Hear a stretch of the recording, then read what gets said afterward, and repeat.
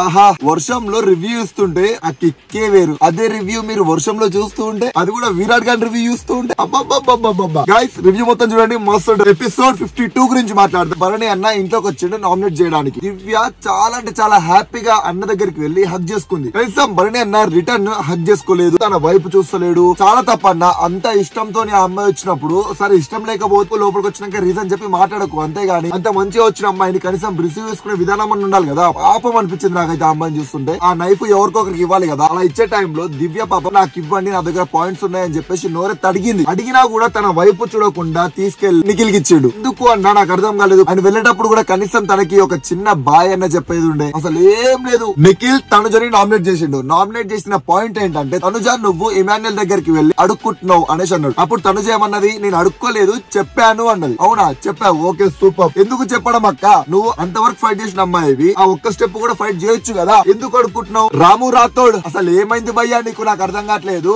నువ్వు ఎవరిని నామినేట్ చేసినావు? గౌరవ్ ని. అది కూడా ఏంది రీజన్ ఏం చెప్పినావు? క్యాప్టెన్సీగా ఫెయిల్ అయినావు, కెప్టెన్ గా నువ్వు చేయాలి, మంచి చేయట్లేవు అని చెప్పి నామినేట్ చేస్తావా? ఇదా నామినేషన్ పాయింట్ అన్నా? నీకు అసలు తెలుసా నామినేషన్ అంటే ఏంటో? గౌరవ్ నిన్ను ఒక మంచి ఫ్రెండ్ లా ఫీల్ అవుతుండు. ఇంటి మొత్తంలో నువ్వంటే బాగా ఇష్టం ఆయనకి. నువ్వు ఫ్రెండ్ అనుకున్నప్పుడు గౌరవ్ నువ్వు ఎప్పుడు చెప్పాలి? పక్కకు తీసుకెళ్లి, అరే గౌరవ్ అన్న ఇంకో ఇట్లా కాదు, ఇట్లా నువ్వు తప్పు చేసినావు, కొంచెం మార్చుకో అని చెప్పడం వేరు. డైరెక్ట్ తీసుకొచ్చి నామినేషన్ వేయడం వేరు. చేసిన నామినేషన్ వల్ల ఈ వారం గౌరవ్ బయటికి వెళ్ళిపోతే ఎవరు రెస్పాన్సిబిలిటీ? నువ్వే కదా. రీతుకి డిమాన్ కి ఏమైందిరా ఆయన ఊరికే గొడవ పడుతూనే ఉన్నారు పాపం. అరే విరాట్ గారే నీ డిస్ట్రీ ఆగిలిందా, నువ్వు డిస్ట్రీ వాళ్ళకి పాపం రా. అరే హౌలే.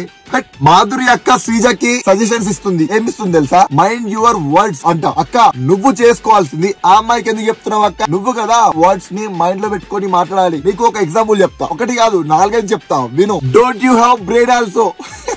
సెన్స్ లేదు నీకు, బిహేవియర్ లేదు నీకు, కంపు నోరు, నీ నోట్లో నోరు పెట్టడమే నా తప్పు. ఇలాంటివి ఉన్నాయక్క. చెప్పాలంటే మీరక్క మారండి తొందరగా, లేకపోతే ఇంట్లో నుంచి తొందరగా బయటకు వచ్చేస్తారు. మీ ఇష్టం. ఒక తమ్ముని లాగా మీకు సజెషన్ ఇస్తున్నా. మాధురి గారు మీరు ఇంట్లోకి వచ్చినప్పుడు శ్రీజ మీ దగ్గరకు వచ్చి మీ పేరేంటక్క అనేసి అడిగింది. తెలుసుకో అన్నావు కదా, ఆ ఒక్క మాట అనకుండా ఉండాల్సింది. ఆ ఒక్క రోజు నువ్వు నీ నేమ్ చెప్పేసి ఉంటేనా శ్రీజ ఈ రోజు నీ మీద పడేది కాదు. కర్మ అంటే ఇది అనుకుంటా. It's very hard. నీ ట్రీట్మెంట్ ని నువ్వే ఎంజాయ్ చేయక్క.